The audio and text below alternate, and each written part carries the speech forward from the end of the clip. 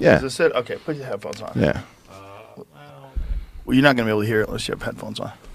I know it like the back of my hand. Wheel of Fortune. We need a phrase this time. That's the category for this puzzle, and it is a prize puzzle. Go ahead, Rick. Gladly.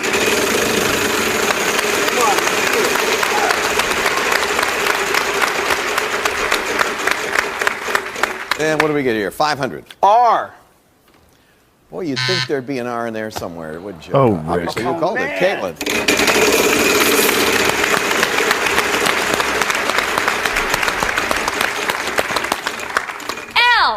L. One L. Did you really solve? And what's that? Can I solve? Okay. It is a prize puzzle. Yeah, I've got a good feeling about this. that's right. That's insane. That lady's a wizard. That lady is what I want to do with my life. That is what great physics looks like. It's totally irresponsible. And, you know, Pat Sajak is like trying to ask her, like, how'd you do that? And she says, well, I had a good feeling about this, you know. And the funny part about it is you can figure it out. If you go back, Jamie, can you show the board right there? Yeah. So clearly that apostrophe is a huge clue, right? So the idea is that if you read that property, is it I'll? Is it I've? Right?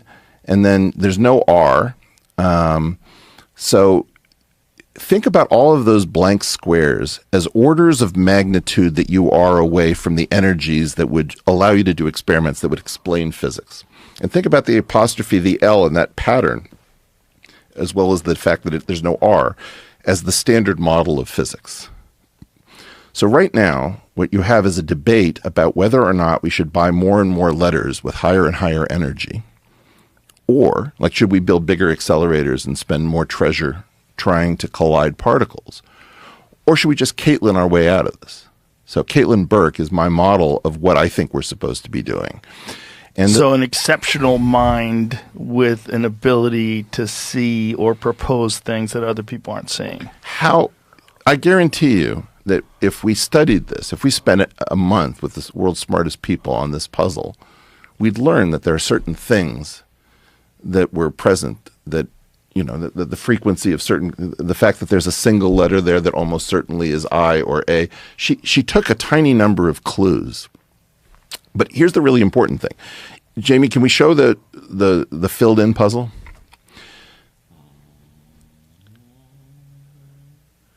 So you'll notice that the word this could be changed to that because the only letter that's been excluded is an R.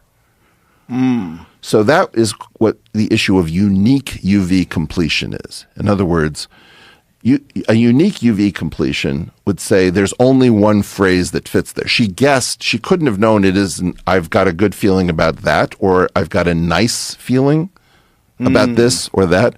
So it's actually not, or I'll get a good feeling about this, but all of those were much less probable because they're just not as natural.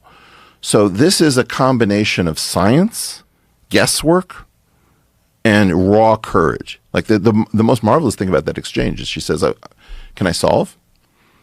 And there's like, he's not even sure he's hearing her properly. And then finally he says, okay, that's gatekeeping. Can I put this article on the archive? Can I give a seminar in your department? I want to solve the puzzle. And a lot of what we're arguing about is that the string theorists are the only ones who have the right to try to solve the puzzle at the moment. So imagine that somehow there's a rule that only Rick, poor Rick, who guesses that there's an R, imagine that he's the only one allowed to solve the puzzle. And when she asks, may I solve the puzzle? No, you can't. That's pseudoscience. You're a charlatan. That is crank physics. So that's what the problem that we're facing is that we've got one group that got control of the gatekeeping, who is very good at mathematics, extremely bad at physics. And they've redefined what physics is and what good science is, where they're the only ones who are guessing the puzzle. They can't guess the puzzle.